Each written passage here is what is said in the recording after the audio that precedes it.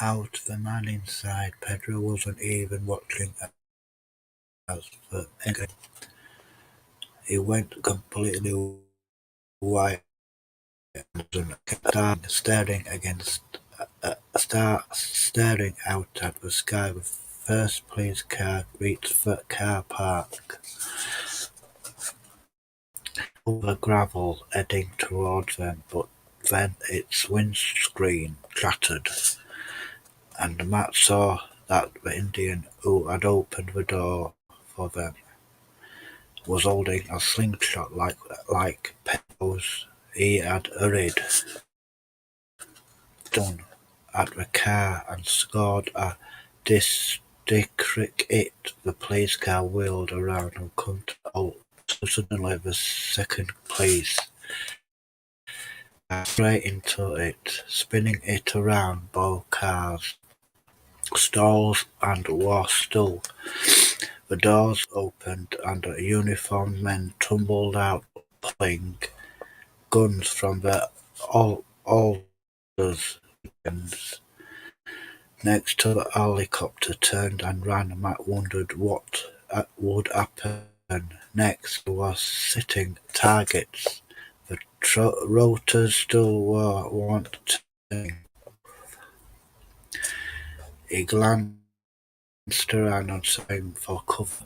One of the policemen took aim, but the rotors had finally picked up speed. Suddenly the dust rose in a cloud. The policeman disappeared from sight, and Matt guessed they must have been blinded. Pedro cried out. The tunnel cabin had rocked as Atok played with the controls. Then he pushed for the helicopter, launched into the air, hovered for moments, then spun around and flew into the moonlight behind them. The great stones of Saskatchewan quickly shrank away. The policemen caused and rubbed grit eyes. By the time they were able to look up, the helicopter had gone.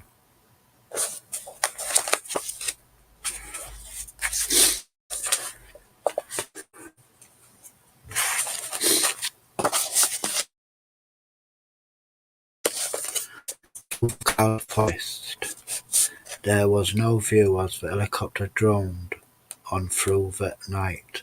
Matt was as disoriented as he had been when he first entered the wall. The lights of Cusco had long since faded behind them, and for a time the moon had been their only guide.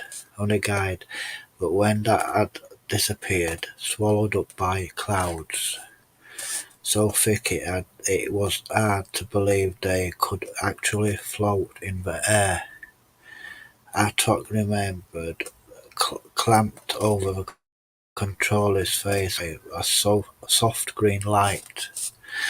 The helicopter blade thundered into the air throughout some time. Sometimes Matt had been pressing that they weren't moving at all, but were somehow stuck in the gluey stillness of the night. Pedro hadn't spoken a word since takeoff. Had he looked out of the window, his whole body was rigid, his eyes fixed on the pilot, as if he couldn't believe he knew how to fly this machine. Oh, what he might forget at any time. Eventually he fell asleep, and Matt must have followed him, because suddenly he was back at sea, making an altogether different journey, drifting with the tide. Do you still think I'm one of the five? Pedro asked.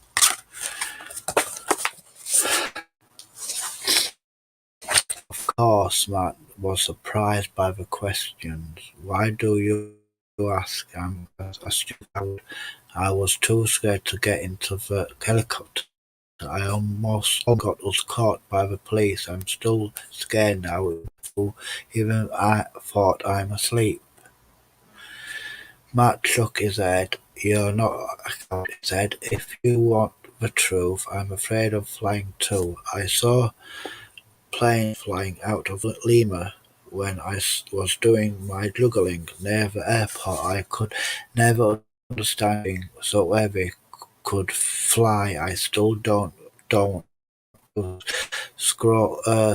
Scuffled. You really think I'm one of the five? I know you are, and I'm glad you're with me. When I think about it, I've never not for as long as I can remember. Stole your watch. You're welcome to it. I'll take another. They both woke up at the same time the helicopter had landed. Matt looked out of the window while they stretched and yawned. They had come to a halt in a field in the where 3 oil lamps had been laid out on the grass.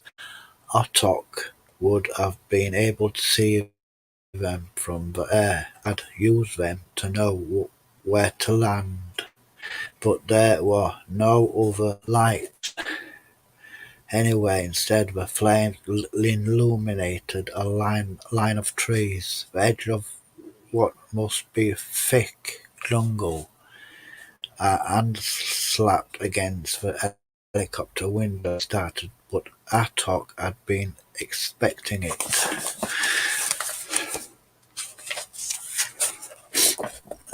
It's all right, friends, he said. There were two more Indians waiting for them outside. One opened the door and helped the boys to climb down. They were both wearing ponchos and wore and kept their hands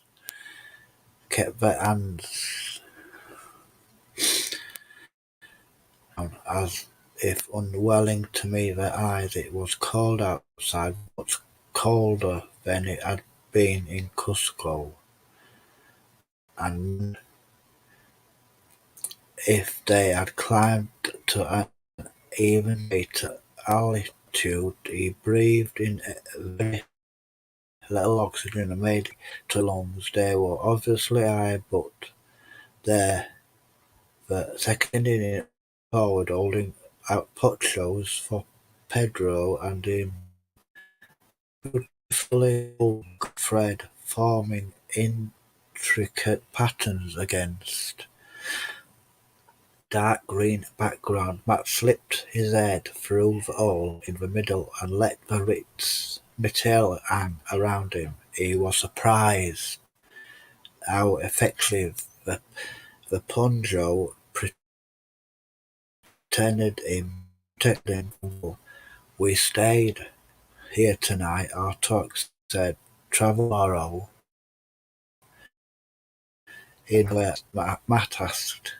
This place, Valicamba, the answer left him none the wiser.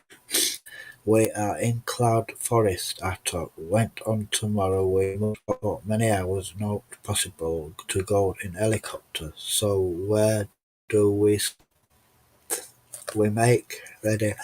The Indians laid them to the edge of a clearing where three tents had been prepared. Atok indicated that the two boys were to share. You tomorrow is very bad. Subscribe, hit the bell, share, like, thank you. Click comment, scream a thumbnail, please. Thank you. Watch my videos from start to finish. Subscribe, share, like, thank you. Click a thumbnail.